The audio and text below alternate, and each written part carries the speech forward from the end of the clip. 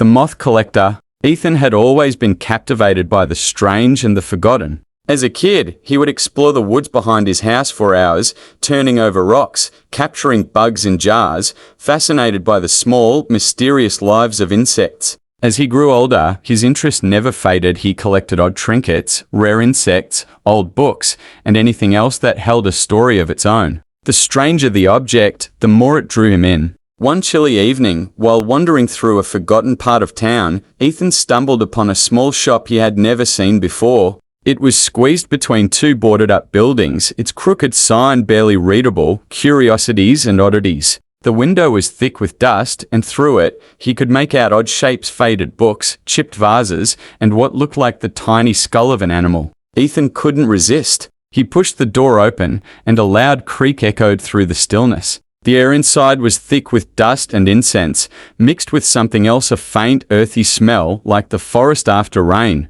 As his eyes adjusted to the dim lighting, he noticed shelves crammed with a peculiar collection of items, old coins, yellowed maps, glass jars filled with dried herbs. But what truly caught his attention was a small wooden box on the counter. It looked as if it had been carved by hand, with intricate, swirling patterns etched into the dark wood. Under a glass lid arranged carefully were a collection of preserved moths. Each one was beautiful, almost otherworldly. Their colors were rich and vibrant, deep blues, dark purples, soft creams with shimmers of silver. They looked unlike any moths Ethan had ever seen before. Interested in the collection? A voice asked suddenly, making Ethan jump.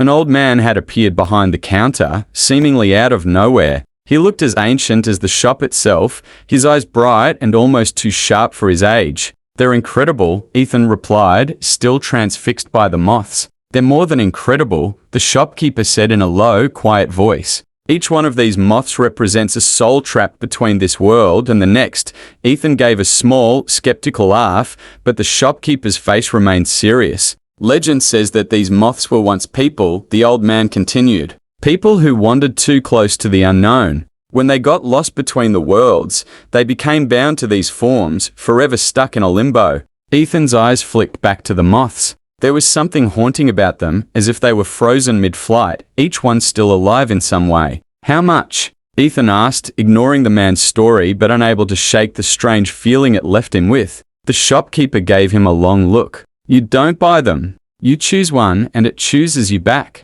He paused, looking Ethan over. "If you can handle the responsibility, that is." Without fully understanding, Ethan found himself nodding. The shopkeeper gestured for him to choose one of the moths. Ethan's hand hovered over each one until he found himself drawn to a pale, silvery blue moth, its wings flecked with spots that looked like eyes. Carefully, he lifted the glass lid and reached for the moth. As soon as his fingers brushed it, he felt a strange shiver run through him, like a spark of electricity. He quickly closed the lid and settled, but the shopkeeper just nodded knowingly. "Take care of it," he said, his voice softer now, almost regretful. Ethan left the shop in a bit of a daze. As he walked home, he noticed the world felt different. Shadows seemed darker, and there was a chill in the air that felt unnatural, but he tried to shake it off, attributing it to the odd atmosphere of the shop. That night, strange dreams haunted him. He saw himself wandering through a dark, misty forest. A pair of glowing eyes followed him, staying just out of reach. He felt trapped, as if something was drawing him deeper into the darkness. In the morning,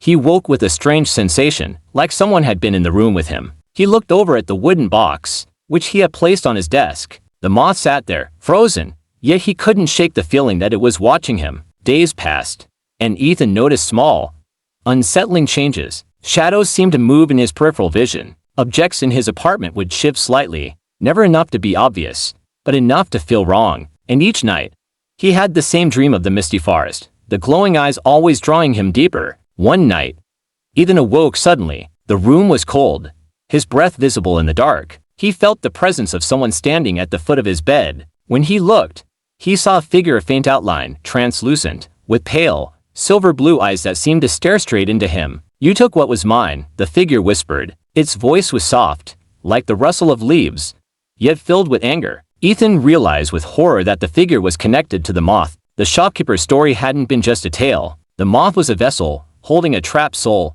and by taking it, he had bound it to himself. In desperation, Ethan tried returning to the shop, but it was gone as if it had never been there. He searched for it every day, retracing his steps, but the alley was always empty. The presence in his apartment grew stronger. He saw flashes of the figure out of the corner of his eye. The dreams became nightmares, with the figure no longer just watching him but reaching for him, pulling him into the endless forest. One evening, in a final act of desperation, Ethan took the box to the edge of the woods behind his apartment. He opened it, gently placing the moth on a tree stump, whispering an apology to the trapped soul. For a moment, nothing happened. Then, a soft gust of wind stirred, and the moth's wings fluttered. Slowly, it lifted into the air, circling Ethan once before disappearing into the shadows of the trees. The feeling of weight lifted, and Ethan felt an eerie calm settle over him. But as he turned to leave, he heard a faint whisper in the wind, a warning, or perhaps a promise, be careful what you choose.